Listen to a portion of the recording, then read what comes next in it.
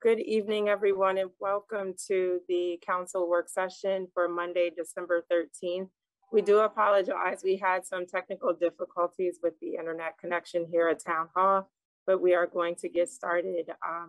While this is being sorted out, just please be aware that we're going to try to proceed with the meeting via Zoom. And so hopefully people will be able to join us here while we work through our technical difficulties. But again, I want to call tonight's meeting to order. The first item on the agenda is the approval of tonight's agenda. Is there a motion to approve? Motion to approve. Motion made by Councilmember Brown. Is there a second? Second. Seconded by Councilmember McBride. Any discussion? Hearing none, I'll call for the vote. All in favor, let it be known by the saying of aye. Aye. Any nays? The ayes have it. Thank you. At this time, we don't have the minutes prepared from the November work session. So if staff could just get those ready for us by the January meeting and give us time to review and make any edits or corrections at that January work session. The next item on the agenda is appearances. And so at this time, I'd like to move on to that agenda item, which will contain a presentation by Tony Perez, who's the president and CEO of LA Perez Consulting. And he's going to talk to us about the state bond process. So give us just a moment, and then next you'll hear from Mr. Perez. If you could hear me. Thank you. Good evening, Madam Mayor and members of the council and staff. First of all, let me thank you all for having me before you this evening. And I really want to congratulate you, Mayor, on your re-election, and the two new council members, Councilmember Brown, Councilmember McBride. Congratulations, and I look forward to working with each of you and the rest of the town council and staff. Tonight, I just want to bring up a few items of discussion, as the mayor mentioned, some things of interest that may matter, that's going to matter to the town of Bladensburg. I mean, let me back up. We had a meeting and a discussion with the mayor, and the mayor gave me a list of priorities and bills of interest of things that will impact the town of Bladensburg. And those priorities, we were able to come to an agreement of things that would mean more to the town of Bladensburg at this time, such as bond bills. There's two bond bills that the town's going to have interest in. And we've so far, the mayor, I did receive a response on your letter, the town's letter to the governor in reference to the Boswick House. Just to give you an update today, they responded to me and they said that that's on the agenda as a topic of discussion for the governor's office. So things seem to be making somewhat of progress, but we do have an interest for sponsors here in the county from Senator Augustine and Delegate Fennell. Now, just to give you a little bit of background, I got to back up just a bit just to kind of explain something to you. Last year, through the COVID process, the bond bill changed. You know, years ago, for years, it's been a bond bill Saturday in Annapolis. Last year, the process changed a little bit, and the structure is now as such, where you have a sponsor from the Senate and a sponsor from the House. In this area, Senator Augustine and Delegate Fennell have had success, so we've chosen to go with those sponsors on your behalf to kind of move this particular bond bill and maybe the other bond bill ahead as well, which is the opportunity for a new town hall. And that's going to obviously require, when I say bond bill, that means we require to get funds from the state of Maryland. So everyone understands that we're trying to build new things, new exciting things here in the town of Bladensburg. So with that process, we're all going to come together and go to Annapolis as a team and work on success to try to move things forward. That being said, the other thing, I wanted to give you some dates of interest, and I'll come back to the bond bills if you have any questions. The Maryland General Assembly will start on January the 12th, 2022. That's a Wednesday. There's a couple other things going on that'll be dates of interest. We have the PGCMA meet and greet, Madam Mayor. That's tomorrow night down in the Equestrian Center, down in, what is that, Upper Marlboro? Yeah, Upper Marlboro, thank you. That'll be at 6 p.m. tomorrow night. And then there's gonna be a public hearing that's going to take place on the 15th at 6 p.m. That's going to be virtual, and that's on the, and Bob, if I haven't sent it to you, I think I have, I'll send you the link for that if anybody is interested in listening to that process. We found, my team and I found one bill that may be of interest. It seems controversial because the title of it is Prince George's County Municipal Tax Set-Off Schools Facility Surcharge and 2 public safety behavioral health surcharge reports. So I think when people see the word municipality, you got to look at it. And basically all that's sponsored by the county, Prince George's County Executive Angela Alsabrook. And basically all that is, it's not really complicated if anyone's interested in it. It's basically, they have these, in my discussions with them today, basically, it's just a matter of putting the reports in line and give them the same date. That's what they're going to be interested in. Instead of having the reports come out like June, October, January, it's easier for them to take care of business at OMB to make sure that the bills are in line with the same date. Does that make sense? Okay.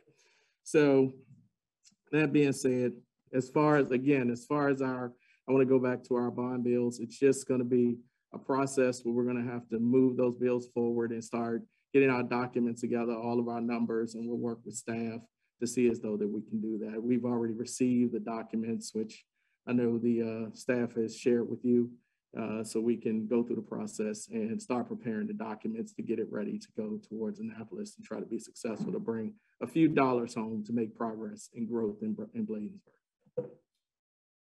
And lastly, I put it on my note just in case anyone had any questions about an issue that's already, it's probably a few months gone, but if you have any interest in discussing districting, we can at some point, county redistricting, but it's like I said, it's 10 years. It's in place. It's going to be in place for 10 years. It's not much we can do, but I know there was some concern in the municipal government. So I just wanted to answer any questions if you have. And that's all I have for you tonight. Obviously, it'll get longer as we get into the session. Thank you so much, Mr. Perez, for coming in tonight. Sure. And just to back up, so back in August, Councilmember Rao had a conversation with you and just thought it could be helpful if we got some assistance with lobbying to push forward our legislative priorities.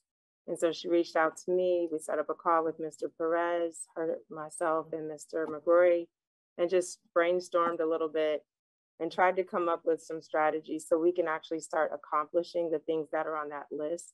And so in the September meeting, came back to the council, and I believe that's where we voted to approve our legislative priorities.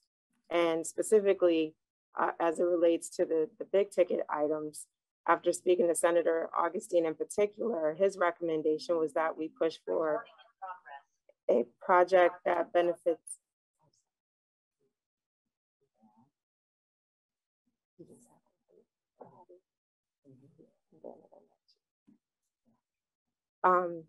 so the idea was to do a project that's focused on the town of Bladensburg, which is the municipal building, which we know we need, that would cover police services as well as administrative services and provide space for us to be able to support the community with emergency situations by having, a place where they can evacuate to, and some other service space.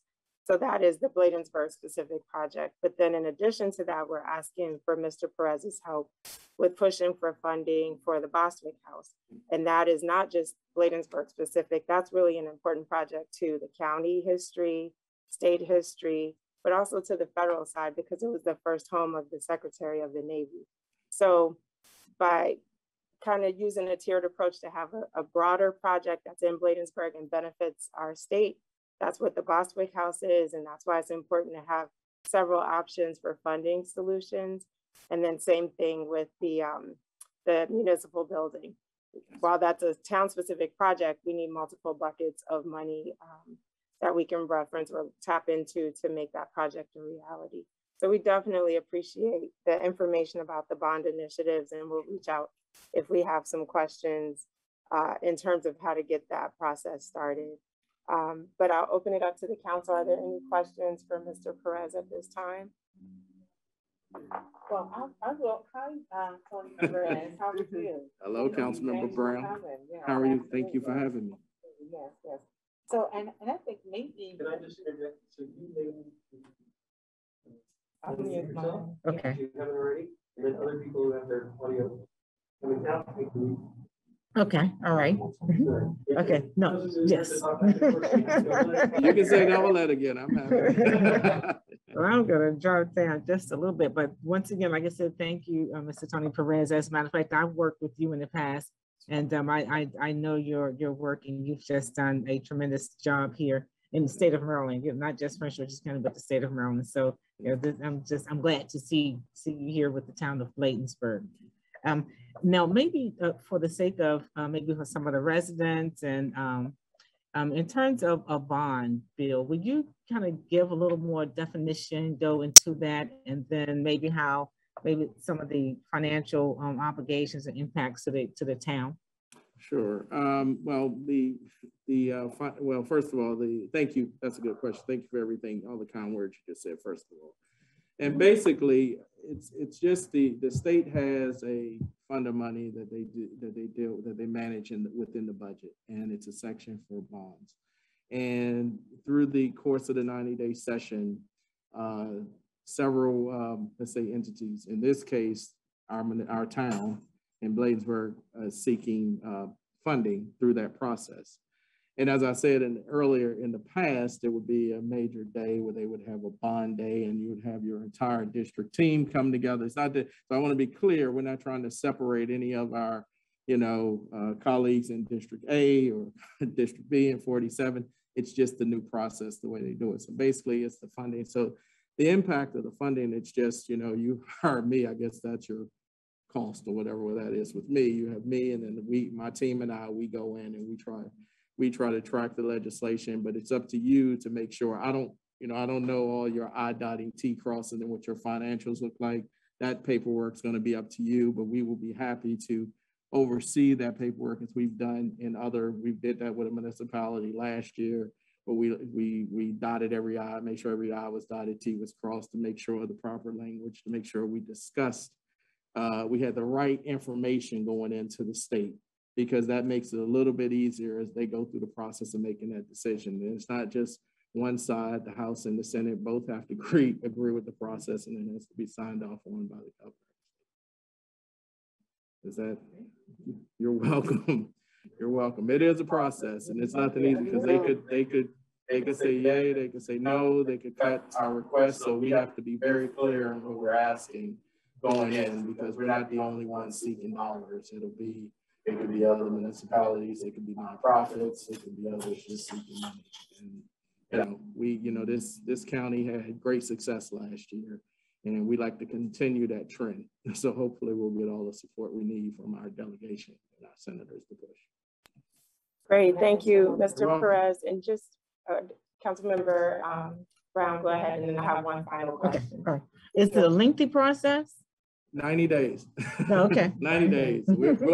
We'll know by the end of April, that's for sure. We got 90 days to do this. So that's our process. Right. Yep. That's a good question. Thank you. And then just in the same spirit of giving our community more information about the bond process, can you explain is this a loan? Is this a grant? Just so our residents understand, is this money the town would have to pay back, how that works? No, you will not have to pay back. It's not a loan. It's not a grant. It's probably more like a grant, but it's not a grant. The grant, you sit back, you don't know who's making the decisions. This one, you'll know. And the good thing is you have a very strong senator. I mean, and a delegate that's going to push for this, because we had great success working with them, and it's my honor and privilege to not just work with this town, but also work with them in the 47th district to try to move this forward. Because I know they'll work hard, and we didn't. And to be honest, the process wasn't easy for them, but they held the line. And when we needed to tweak some things, we did. And it's not, that's why I say it's very important that we all pull together and make this happen. This isn't a small ask that we're going to put in front of the state. So whatever the ask is, it's going to be a team effort from all of us. And, I may come back and, I'll drive Bob crazy, but we've known each other long enough. We can do that to one another, but we're going to try to make this transition as smooth as possible. This whole process, not just a transition, this process as smooth as possible for each and every one of you. And I look forward to the challenge.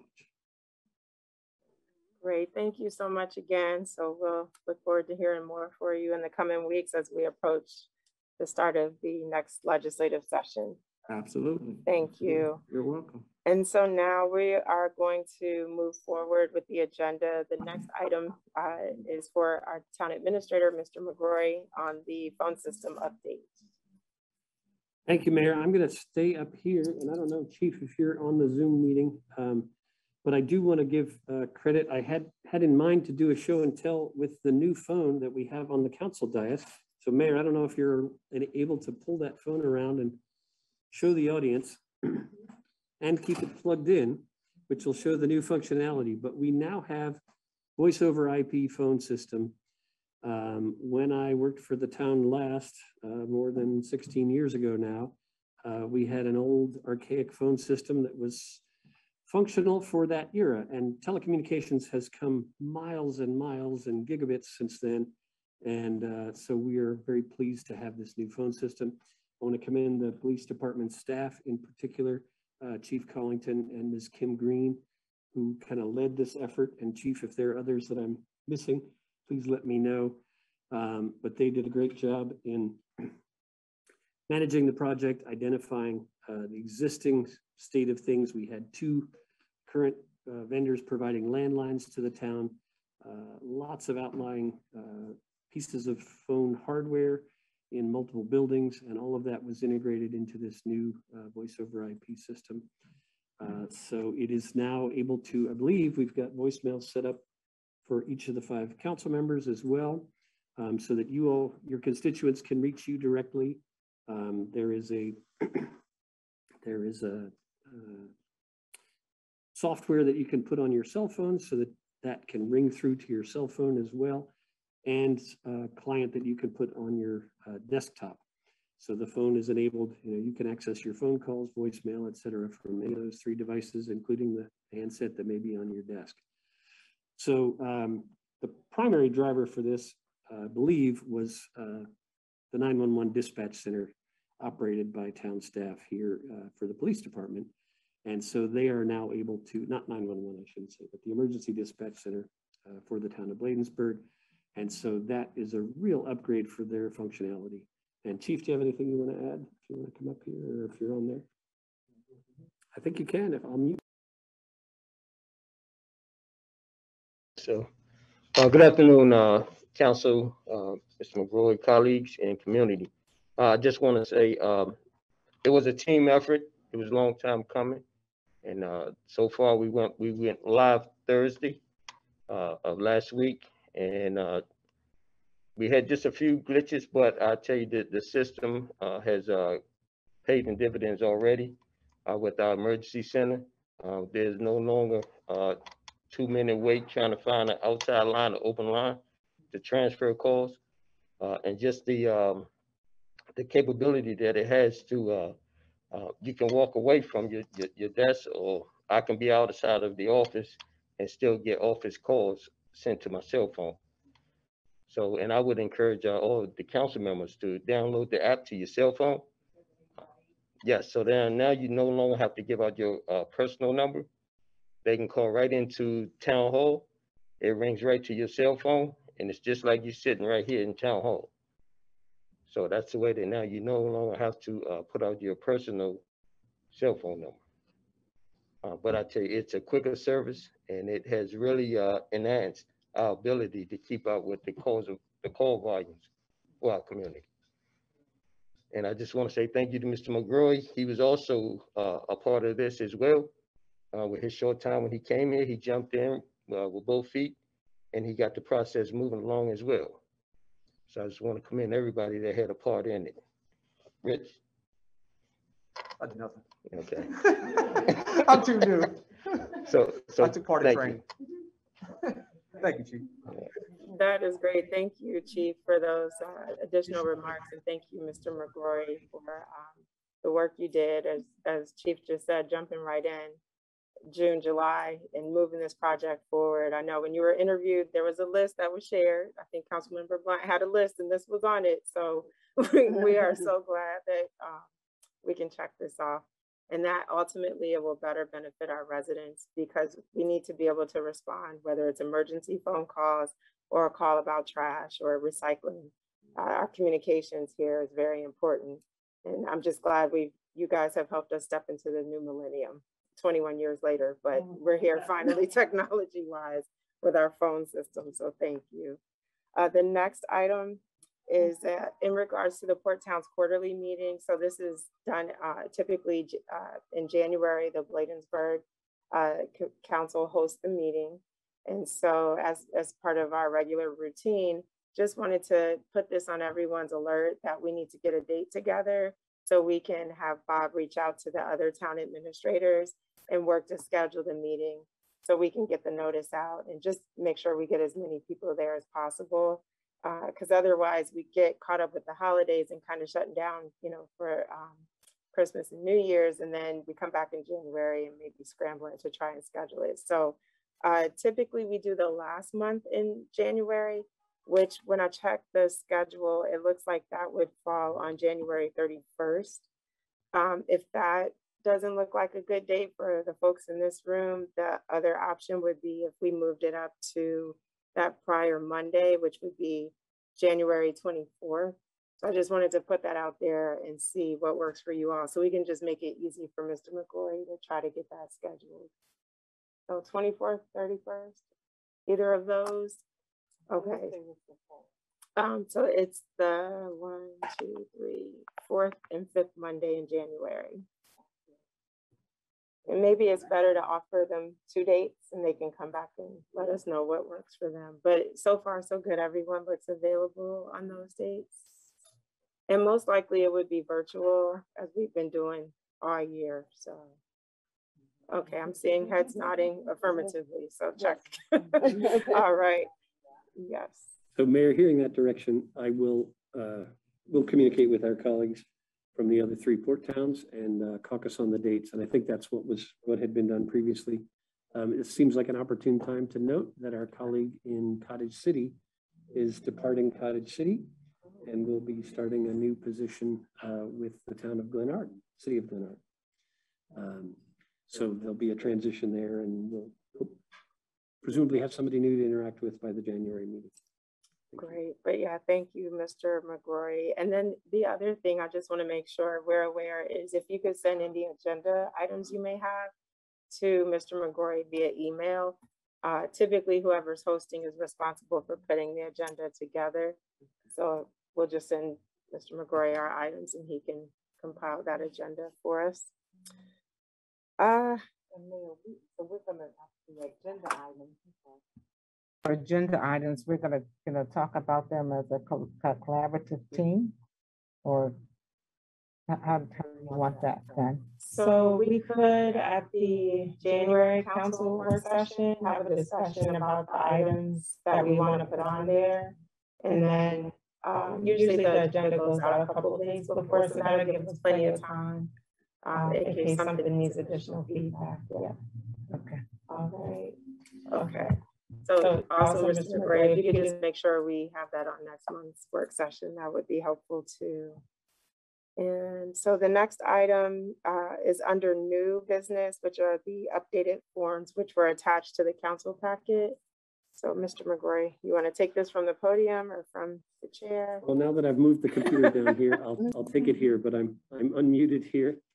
And there were a couple goals in updating some of these, a couple of these forms, and one was just modernization. But one thing that had come up, there was a form for use of the town council meeting room, which had been in place, and so that needed updating. And the other thing was, with COVID, we've now been trying to do more stuff outside, and so people are eager to book the town park, the gazebo. So we wanted to actually sort of broaden what we use this for.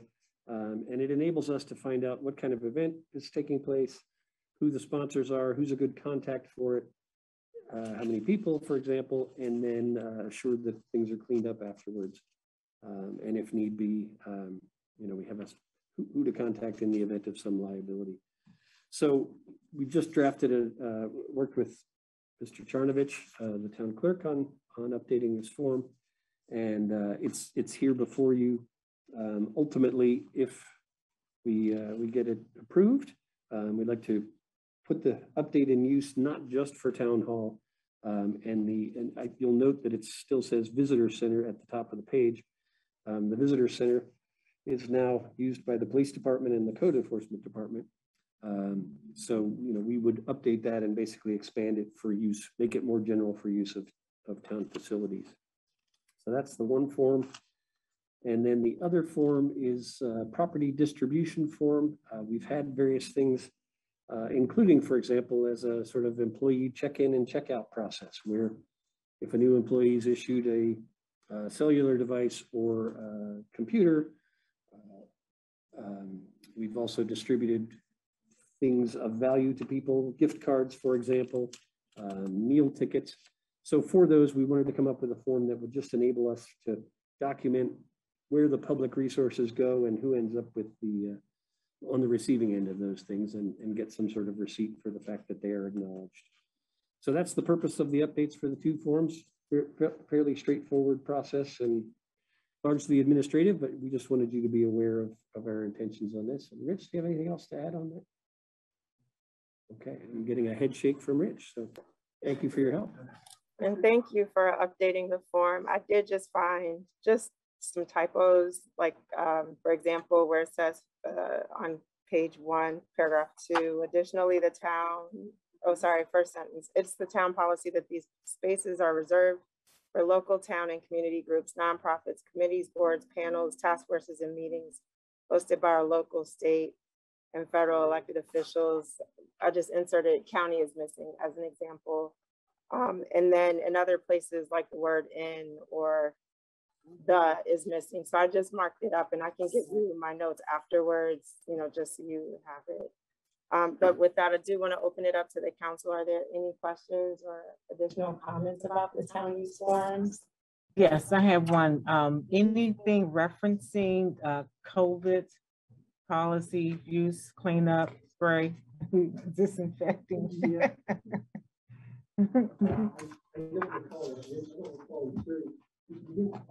Sorry, I'm not muted. I was still muted. I don't think we added and updated it with that in mind. It's a great thought, and maybe we would put an addendum page on that explicates, for example, the recently revised mask policy. Would make sense to put in there and other COVID protocols. So I'd suggest we handle that as an addendum with the continuing hope that one day we will be out from under this thing and we can return to business as normal. But that's great feedback. Thanks, Councilmember.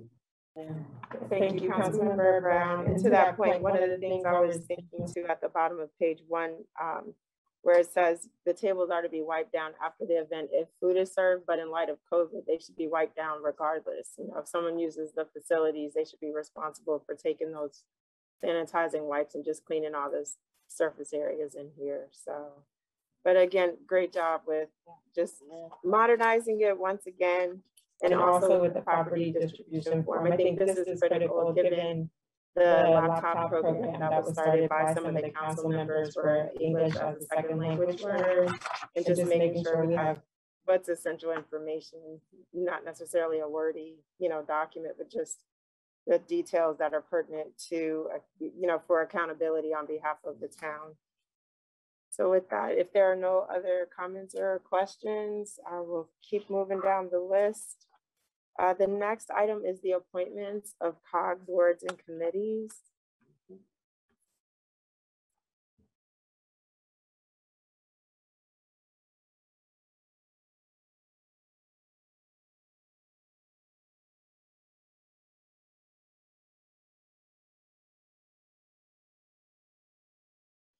I'm unmuted. So in the packets, there was a list of the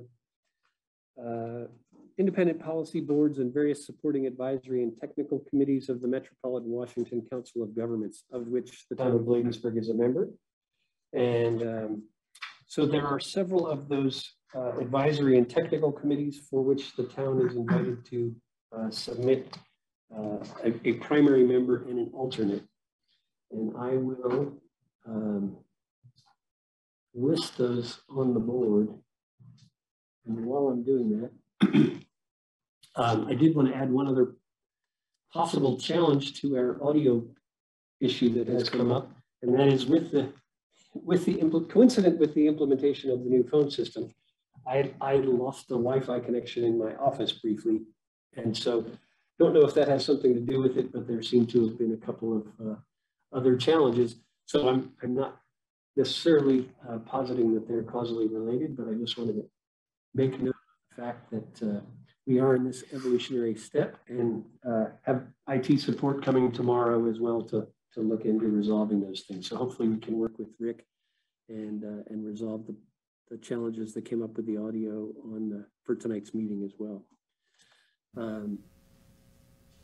So if you could, can I have you read me that list? Sure. So we get one member, primary member? For the Region Forward Coalition? One alternate for each group. Correct. So Region Forward.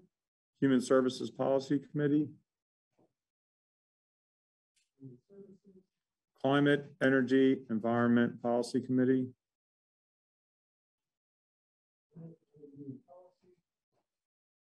Chesapeake Bay Policy Committee. Food and Ag Regional Member Policy Committee. Yes.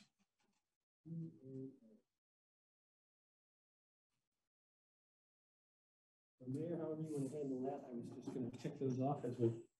Thank you. Sure, so I'll just go right down the list. So Region Forward, I don't recall if we had someone slated for that last time around. It's not ringing a bell.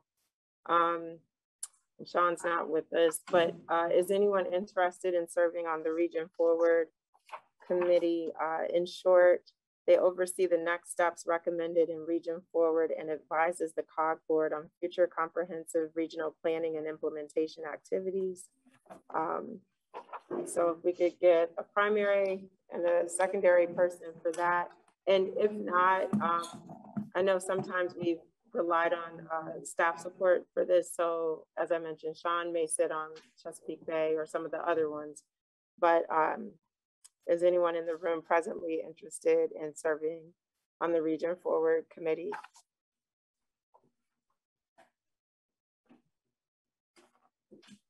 Okay, so I'll keep going. Next is the Human Services Committee, and they are responsible for advising COG board on a variety of issues, including housing, homelessness, public health, foster care, child welfare, mental health, and substance abuse. Councilmember Blunt, okay.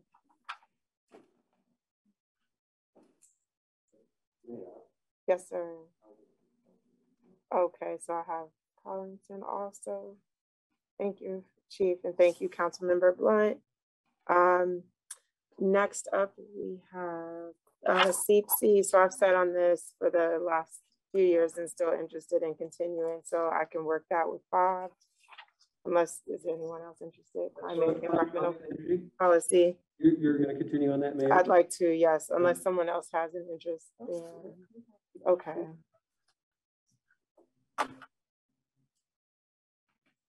And then we still have Chesapeake Bay and then the farm committees. So I see one hand for Chesapeake Bay. Any council members? Council, the farm. Okay. So anyone else for Chesapeake Bay? Vito, we had a hand there. Any interest, Councilmember Brown? Maybe they can help us with the river efforts. Yeah. Oh, yeah. Oh, okay, okay. Yeah. Gotcha. All right, so I have Vito for, I'm sorry, Mr. Tonelli for Chesapeake Bay. And if we can get a backup. And then the last one is Food and Agriculture Regional Member Policy Committee. And we have Councilmember McBride raised her hand, as well as Councilmember Brown. So we got two. So what else? If you need a council member for the Chesapeake Bay, I can. Okay. Have a, on each one. Okay. Perfect. Perfect. Yeah. Okay. Okay. Perfect. So Vito, I'm going to start over. I'm sorry, not Vito. Bob, I'm going to start back over. So Number one, we still have vacancy under Region Forward, so we can think about that. Human Services, Councilmember Blunt, Chief Collington. For seat C, we have myself and Mr. McGrory. For Chesapeake Bay, sorry, the podium's blocking, Mr. Tonelli and Councilmember Brown. Yeah. And then last but not least, Farm, we have Councilmember McBride and Councilmember Brown. oh, she offered to be on Chesapeake Bay instead, yeah. So we divide and conquer. Yeah. Okay. And if you don't mind just checking to see if Sean's interested, perhaps, or anyone else, you know, from the team who might be willing to be on Region Forward. And if not, I'll raise my hand. But I want to give other people the opportunity. And also Councilmember Rout's not here, so perhaps that could be an addition when she's able to come back. Chief? John's already on it. Oh. Region Forward? He said he would like to continue on the Chesapeake Bay Committee.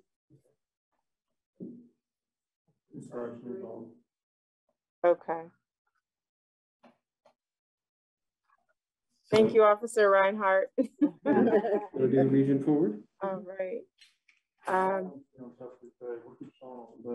me see what Region Forward is before I. Okay, yeah.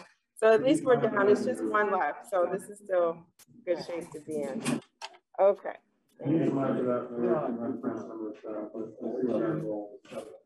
Sounds good. All right, thank you. All right, and so Mr. McGrory, since you're at the podium, we're coming to you again for the next item, which is employee excess leave for 2021. Okay, Mayor, thank you very much. I sent a note to the council on this, and this was an issue that had come up last year. Chief Collington wrote a terrific memo describing some of the challenges that staff have had taking and using leave, especially during COVID. And since I'm on Zoom, my computer needs to walk and chew gum here, but I'm just gonna read from you some excerpts from the chief's letter. My purpose, this is from Chief Collington, I can't read it yourself, but since I'm here and unmuted, my purpose in writing this letter is to request that our town of Bladensburg employees be eligible to carry forward their unused leave per a town council authorization from a previous council meeting. Bladensburg staff, both sworn and non-sworn, faced unprecedented challenges in 2020 due to the COVID-19 pandemic. Staff members were allowed to work from home, but first responders were not allowed to do so. Staff would like to express gratitude to the council for their gracious understanding regarding the extension of leave to 2024. Based on the town of Bladensburg's personnel manual, it limits the amount of leave that can be carried over. Staff are grateful to the council for allowing staff to increase their leave balances. I am requesting the council consider paying out 2021's excess leave in a single payment. During the pandemic, staff members had to work in an unprecedented and unforeseen environment. Staff members whose balances exceed the town's allowable range would be forced to use leave until their balances were within range, placing strain on patrol shifts and administrative staff. Consider compensating staff for this one-time opportunity to reduce their leave balances. This will help keep morale of the staff high. Town operations and services cannot be maintained with significant staff on leave. According to the personnel manual, Article 6, Compensation Practices, Section K, titled Employee Bonuses, quote, from time to time, there may be an employee who takes on a special project or extra work beyond his or her job description, and the employee's supervisor may nominate the employee for a financial bonus. The town administrator, at his or her discretion, can recommend said bonus, a dollar amount of the bonus, to mayor and council for a vote of approval. Employees who worked during the pandemic were not allowed to take leave and went above and beyond the call of duty should be strongly considered to receive a bonus paid from the unused leave balance. By reporting to work every day to ensure everyone's safety, these employees place their own safety second and the community's first. This request is for allowing staff to receive a one-time bonus for their leave, which is allowed under the town of Bladensburg's personnel manual. So I had asked the chief to create this memo in light of his recommendation that came up at one of our department heads meetings. I think it was extremely well written. It's similar to an ask last year during the pandemic. that was relayed to the council. And I am eager to support this. Did ask Mr. Tonelli to look into the financial implications of that. The current payout for these leave balances would be $19,000 and change. And I'm asking for a motion from the council to authorize up to $25,000. That was just a little headroom because there will be some additional leave taken and used and earned in the next pay period before the end of the year. So our goal was to clear these excess leave balances and help employees get down into compliance. And again, because through no fault of their own, they have had challenges with taking leave in order to meet the needs of their employer.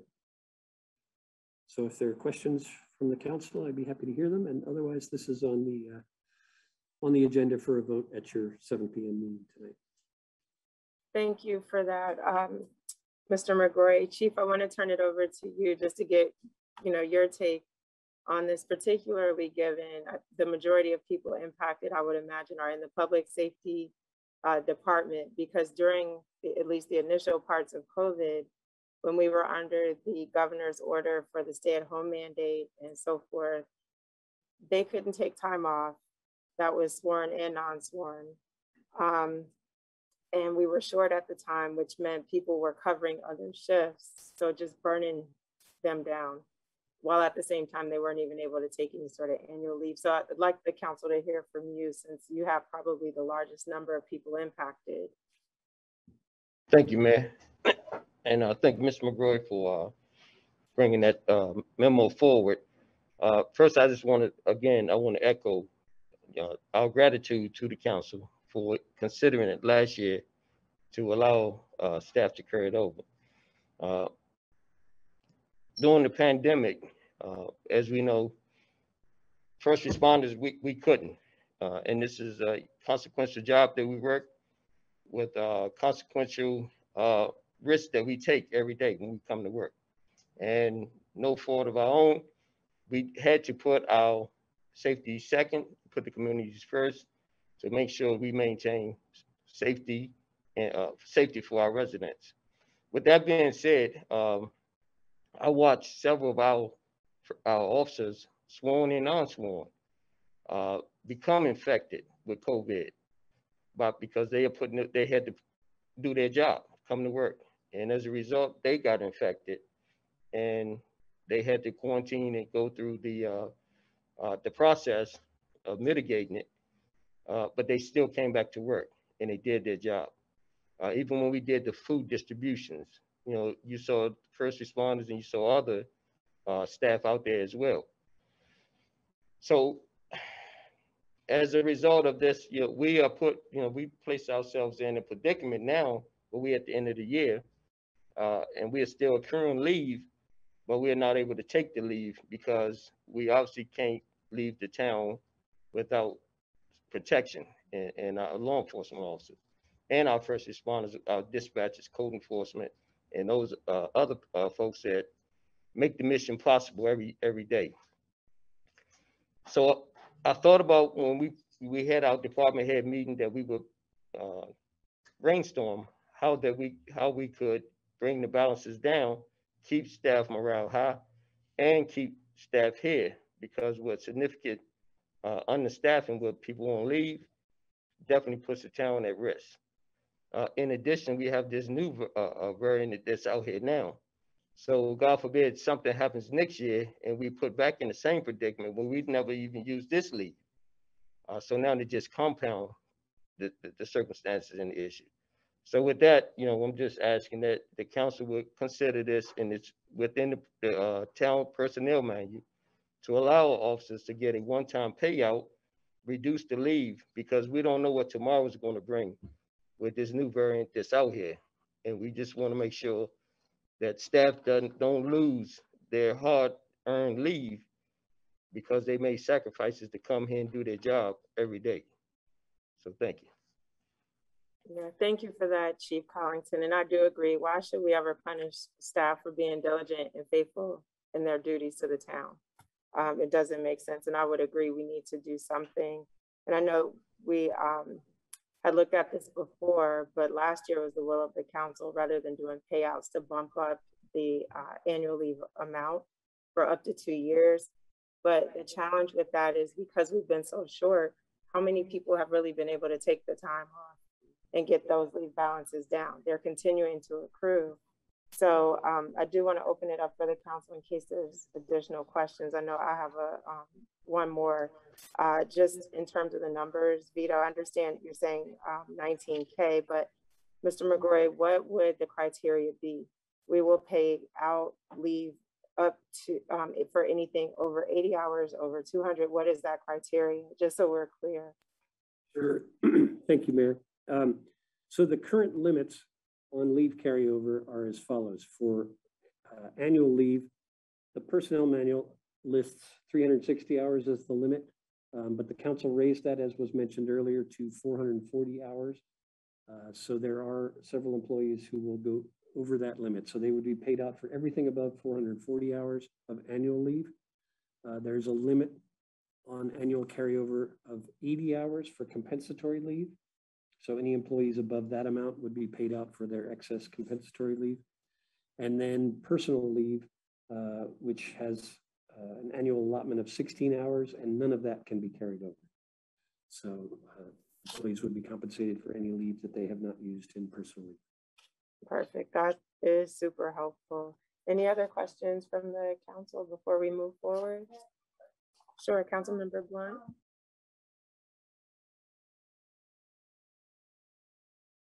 Per employee.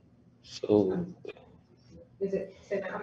so how it works, it goes off seniority. So some employees get more, they get up to 6.5 for the senior, and then it's like 4.6 for the lower rank staff.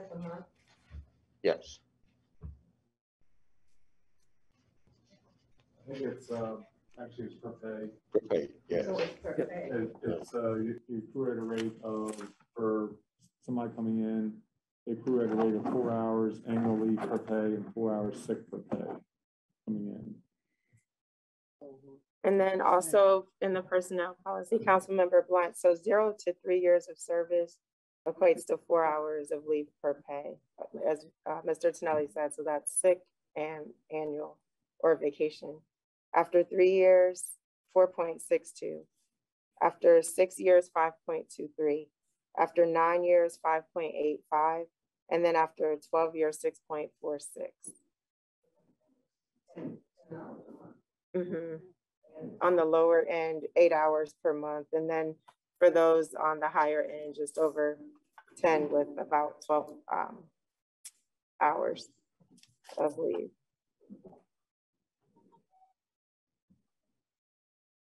So if there are no other questions, we'll move on.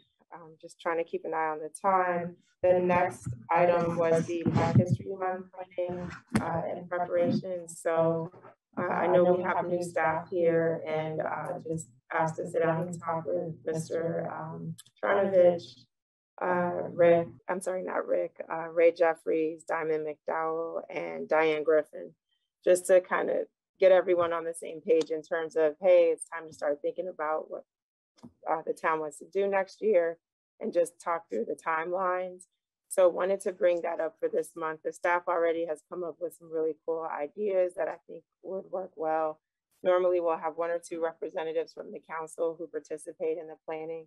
So I'd love to do that, or if 2 other folks want to help the staff, feel free. I don't want to spill the beans yet, but again, they have a really good idea that I think is going to be something new and very, very unique in terms of celebrating African-American history. And then in a conversation with Councilmember Mendoza, this is more of an FYI to the community, he did say he was not in a hurry to be recognized for his years of service, so we could hold it until the Black History Month program, because that's something that's near and dear to his heart. So I know some public members or residents may think, well, we had something for Councilmember Lundy. Why didn't we do something for Mendoza? He said, I'm not in a rush. We can hold it until February. So the staff has already started talking about how to honor him during that celebration. And so Again, please reach out to Mr. Charnovich if you're interested. And I do know the staff are looking at trying to find dates based on if we could have it at an off-town site, but still in Bladensburg. I won't spill the beans yet, but they have to get the availability details. So more to come on that. The next item, I believe this is you, Mr. McCrory, the town code update. Thank you. So some years ago, I believe this was back in 2019, the town executed an agreement with General Code Publishing to update its code. And they took some initial steps under the prior town administrator. And during the tenure of the prior town clerk, the clerk left towards the end of 2019 and the town administrator left early in 2020. You're all aware that COVID struck early in 2020 as well. And so this project got shunted aside. But we just wanted to give you a preview of this for the newly seated council in its new configuration, that staff would be very interested in picking this up and moving forward with it again. We have received a 92-page editorial analysis, which consists of a bunch of questions, many of which are resolving internal conflicts in the code. Some piece might have gotten updated in one chapter here, but it conflicts with a segment of the charter. And so it's simply trying to resolve some of those things. So we just wanted to introduce this notion to the council at this time, and had a very good conversation with Rich. I've been through this in a prior jurisdiction. Rich Charnovich, the town clerk, has been through this in a prior jurisdiction. And so we're very eager to help move this forward with the support of Sean Reinhardt, the code enforcement supervisor. And I know, no doubt, with the entire leadership team and staff, and ultimately the council. And so this would come back after some staff review. We'll bring back some decisions for the council's consideration periodically to have you help get things in the done column, and then put back an entire comprehensive copy of the code for your adoption and approval. And if there are any questions, I'd be happy to take them. All right, are there any questions from the council or fellow staff? Just one question that I'm thinking of is, you mentioned that you have experience doing this previously. And as you mentioned, we have been slowed down with this process over the last few years. So now that we're picking it up, realistically, how long does it take to go from where you are now to where we have the new code in place? It's online, the community can begin searching for the information online and utilizing it. My temptation would be to throw the new guy under the bus and make Mr. Charnovich answer that entirely speculative question, but I will give it. I have a really good crystal ball here, so Mayor, let me just do some focus. No, seriously, I think realistically, we think the decisions in here are largely structural and not policy questions. So I think the number of policy questions that come up in a basic review and update of the code should take, I would say, 6 to 9 months. I think we could get to the other side of this. It's potentially we could drop everything and do it faster than that, and it could potentially drag out a little longer. But that, I think, would be a reasonable interim goal at a moderate pace. There is the temptation, as was discussed. We had a great conversation with the editor, Deb Tuszynski, who was the project lead on this, who wrote this 92-page document and did the initial analysis. And there's a temptation in some jurisdictions to get stuck on things where they have a policy question, and then each of those policy questions leads to a big substantive debate on that policy. And while that is entirely reasonable, and while you could also do a top to bottom evaluation of every piece of the code as you go through, that would be a much more time consuming process. And our goal, given that the fact that this goes back to 1998 and 1988, is simply to go through this as quickly as possible, vet these 92 pages of decisions, and get a document that we can put up on the website for public consumption that is at least internally consistent with itself. And then if the council has while going through that, come up with some placeholders of, hey, we really want to go back to the section on trash because what we actually do is a little different than what's in the code. Or we want to go back to a section on vehicle enforcement or certain other things. Sort of put placeholders in those and circle back to those for more comprehensive updates. So that's a longer answer to your question, I'm sure, than you wanted, but 6 to 9 months would be a basic estimate. Councilmember Brown, you had a question? Yes.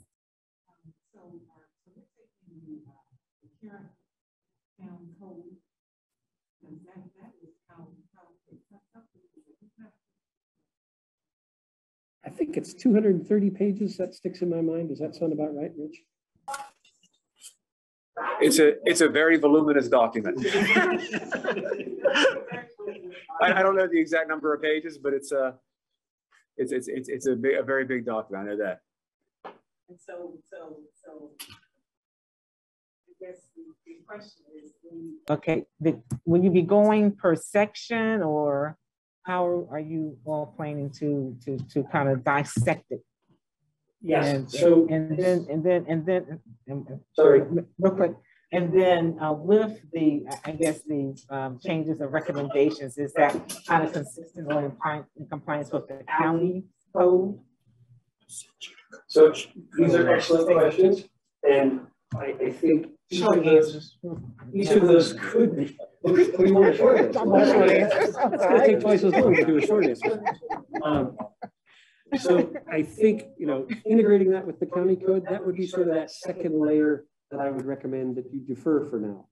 So I think the first goal, the staff goal that we talked through, was sort of sprinting to get this, fix the big problems, I hate using cliches, but the low-hanging fruit, and get this thing up on the web so that it can be communicated to the public. And then as we bubble out more complex questions or things like integrating it with the county rules, those are some substantial policy questions. And we may say, the town of Bladensburg doesn't really like the way the county enforces this rule, and we do want to be different, but that may be an area of disagreement where we want to have hearings and invite the public to come in to testify. What we were hoping to avoid was to just take the code that as it largely exists now, in its kind of shoving a few pages here and there over time as ordinances have been tweaked in the past decade or more. So you just make an addendum to certain parts of the sections of the code. Sorry. I said just making addendums to the certain sections of the code that's currently there. Well, I think what we would do is sort of keep a tracking sheet of things we want to go back to. So if the council says, hey, does the majority of the council want to circle back to this section of the charter that talks about elections, which is different than the section of the code that talks about elections?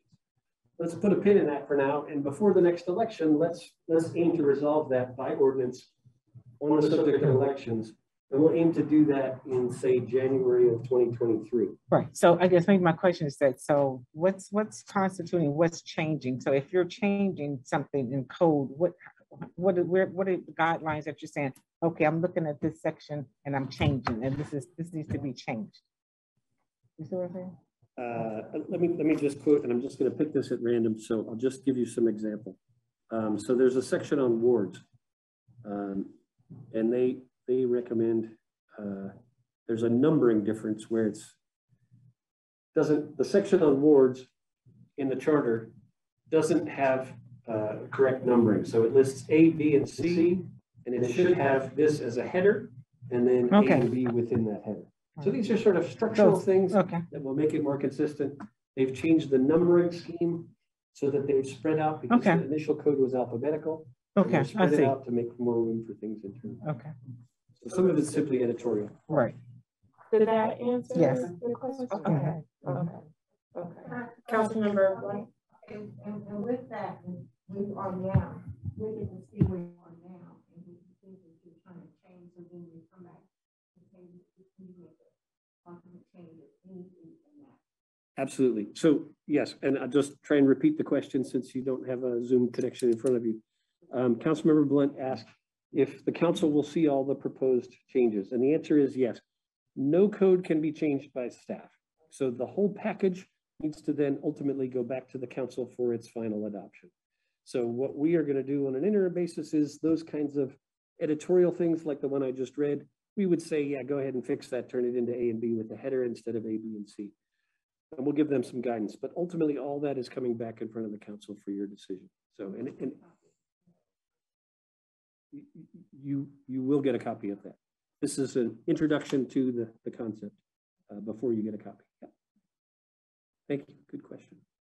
All good questions. Thank you all for those. And then last but not least, so Mr. Tonelli, oh, sorry, go ahead, Mr. Charnovich. Yeah, since Bob won't throw me under the bus, I'll throw myself under the bus. So like Mr. McGrory said, I have been through this process now multiple times. In fact, in one jurisdiction I worked with this exact company. So I'm very familiar with their process and how they do this. And I think to kind of maybe summarize how I view it going is that it's probably going to end up being a 2 to 3 layer process here moving forward. Now, I'm at a slight disadvantage just starting here. You know, I've not seen all the substance of the 92-page editorial and legal analysis and all the details in that nature.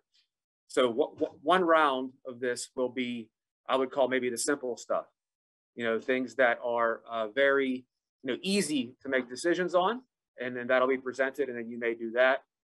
And then you may have a second round of things that take a lot more detail to discuss, things you may want to change and whatnot.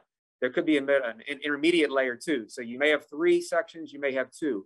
It just depends on the level of maybe the difference between the first layer and that last layer. And I don't have enough, not even reading through the 92-page document yet. I can't really speak yet to Bladensburg specifically, but I have seen it done different ways in multiple jurisdictions now. And it's something very good to do, period. It's great to do periodically. You always want to make sure your code is kind of like, almost like the Constitution in a way, in that it's always going to be an active living document, and it should be reviewed and changed periodically as as times change. So it's great that you're starting to do this, and I'm happy to work with Mr. McGrory and everyone on getting it done. But I'd also one more thing. I also agree with Mr. McGrory on the timeline. Maybe 6 to 9 months total. Not to put ourselves under the bus, but it could be shorter if the substance that is in this document is less complex. It all depends on it could take longer too. You may have over half the things that are very complicated topics, or you may have the opposite way around. So looking forward to rolling our sleeves up with that one too and getting started. Yeah, and I appreciate that additional commentary. And I think you're right. It really is just a phased approach. Do the easy right away that we know there's agreement on and we can change over. But let's not rush ourselves, because there are going to be some things that we may want to change, but we may not have the authority to, and it may require those additional meetings and conversations with the county to work through it. But at least if we can get the initial round up there and get agreement on that, I think that would be fantastic. Looking at the time, I want to make sure we have time to break because we have some guests coming in for the next meeting. The last item is the tax differential. Mr. Tonelli, can this hold until the next meeting, or do you want to go into just a quick summary now? I know, I'm saying quick to Mr. Tonelli. Mayor, that's right. Mayor, can I step in on that? So Mr. Tonelli actually asked if this could be deferred to the last meeting, but it had already gone out on the agenda. And I just put this information, this 3-page document from the county, as an info item for the council and a preview of coming attractions, similar to the voting process. So Mr. Tonelli will get his moving in the sun to share a PowerPoint with the council and educate you all about the tax differential. So that should suffice for now. Excellent, excellent. And I love how Vito said it's only 10 slides. Only 10 slides, 10 minutes per slide. You see where this is going, right? So with that, we have come to the end of the agenda for tonight's work session. So I'll call for a motion to return. You want to keep going? Moved by Councilmember McBride. Is there a second? Seconded by Councilmember Brown. Any discussion? Hearing none, I'll call for the vote. All in favor, let it be known by the saying of aye. Aye. Any nays? The ayes have it, we're adjourned. We back in about 8 minutes for, 7 minutes for our next meeting. Thank you all. Thank you.